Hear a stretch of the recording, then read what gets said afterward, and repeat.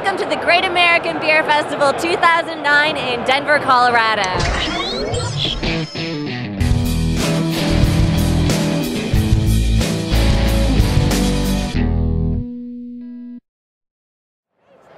Hi, we're here live at the Great American Beer Festival from the Draft VIP room, and I am here with a very honored guest, Mr. George Wendt, also known as Norm from Cheers, probably the beer drinker's most celebrated figure ever. Yeah. Well, thanks. I'm actually thinking about changing my name from George Wendt to like a little symbol of a beer mug with suds. The artist formerly known as Norm. That's a great idea. You know, Mr. Wendt, you wrote a most wonderful book on the subject of beer. Thanks. I had no idea that your character was so like you in his love of beer. Yeah. You know, that role was a lifetime in the making, and you know, I researched beer constantly, and you know, I put on 100 pounds for the role. Much like Robert De Niro for Raging Bull. Exactly. Yeah. And I take it off real easily, but I put it back on, you know, to promote the book and for the festival, just so people understood, because I'm a kind of a chameleon, you know. Right. I can totally see that. I lose myself in the role. So in the book, you really document your life through these amazing beer stories that you share with us. And one of my favorite ones is about the first bar that you went to when you were a kid, and I was hoping you could tell that story for us. Oh gosh. You know, I was 16, and my friend Terry, also 16, but he looked like he was 9. And the high school hangout in my neighborhood was at 99th and Western on the south side of Chicago. And one day we wandered up Western Avenue to 100th, one block, and we saw this bar called Littleton's. And we opened the door and looked in, and it was, you know, sort of a standard old man bar, and it's very dark inside, very dark, bizarrely dark, as we said. And so in we go. Not too many guys in there, a couple of old geezers way down at the end of the bar. And should we? Yeah, let's go for it. This bartender notices us eventually. And, oh, hello, what can I get you? And we're like, I'd like a draft, please. Two drafts. Trying to sound old. And coming right up. We couldn't believe it. And so then he had these very deep-set eyes, and he's humming to himself, day-de-day, you know, pouring our beers and kind of feeling his way around, and we realized that he was blind, a blind bartender, one block away from our high school hangout. Wow. You know, and we said, not a word. We are just, you know, we can't tell anybody or this place will be overrun with teenagers. And that lasted about 15 minutes. By the end of the week, there were like bicycle racks out in front. There was, you know, like 100 teenagers inside. And the cops came that weekend, and the party was over. The dream was over. Yeah, but I mean, when you're 16 years old and you find a blind bartender, and I think we had to raise a glass to Mr. Littleton. Exactly. Cheers to him. He was an awesome man, and I'm really sorry we took advantage of him for a few days. But you probably gave him some excellent business, so you should be very grateful for that, for sure. So in writing this book, what were some of your favorite memories to revisit when you were talking about beer and your life? Wow. I'm making new memories every day.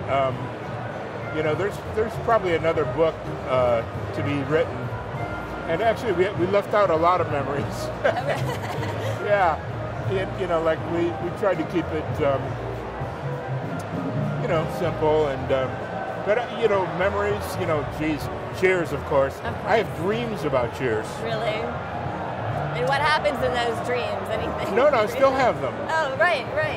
Like, and it's, you know, I'll wake up in the middle of the night laughing in my dream, because, you know, it'll be like, we'll come up with something on the set, and our director, Jim Burrows, would say, oh, that's great, we'll put that in the script, that's great. And then you wake up in the morning and there's no script to put it into, and there's no show, and it's like...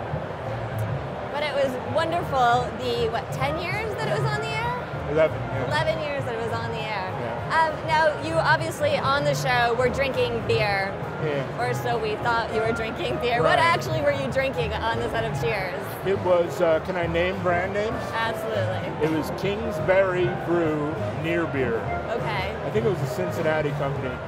There wasn't a lot of choices in the day. Right, of near beer. You know, there weren't O'Doul's or Klosterhaller or Caliber or whatever the fancy ones. And it came in cans. It wasn't available in kegs, but the producers wanted it. So they got these cans of Kingsbury Brew Near Beer, poured them into Coca-Cola dispensers. Oh, really? Oh, wow. Yeah, and well early into the day, you know, way before we shot. So they were warm and flat. And so every mug had a pinch of salt in the bottom. Okay. In order to give it a semblance of looking like a beer out of a tap. So Did you that's pretty good acting. actually taking sips of it then? Yeah. Or? How was my acting? Right. Thank you very much. Beautiful. Yeah. I'm a genius. Genius.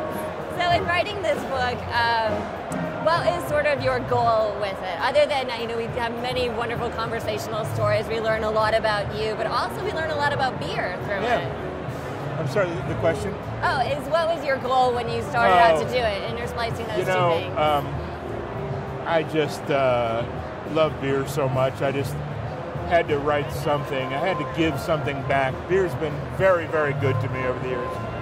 And, you know, if I had written a poem, now, if I'd written a song, maybe, you know, it would have been. Actually, there is a song and a poem. It's a prayer to the goddess Ninkasi. Yes. The Sumerian goddess of beer. Right. Yeah. So I was thinking about maybe doing that to some Barry White music. Oh, you know, right. Oh, that's in a the great audiobook version. You know. Very, very good. Will there be an audiobook version? There is. Oh, there is. Oh, excellent. Yeah, it'll be out the same day as the book. Yep. Yeah, for those of us who can't read But very the book, well. you know, is available actually now. Right. On Amazon.com. Excellent. And it was just, when was it actually first released? It was this month, right? Sorry? Did it just come out this month? It comes out October 20th in the bookstores. In the bookstores. But you can pre-order on Amazon, and it'll arrive on your doorstep October 20th. Excellent. Well, and it's a discount. Oh, really? On Amazon? Yeah, it's like 20% off or something. That's a good idea. Yeah. So you are on our November-December cover for Draft Magazine. Great. And we just did this shoot last week, and we really obviously appreciate you coming on and doing this. Sorry about the Santa thing. It's okay. And to explain, we did surreptitiously bring a Santa suit into the photo shoot, hoping that maybe for our holiday issue you would throw it on. But you played Santa a number of times. I have played Santa. And most recently on the Colbert Report. Oh no, the Stephen Colbert is a very Colbert Christmas. Right.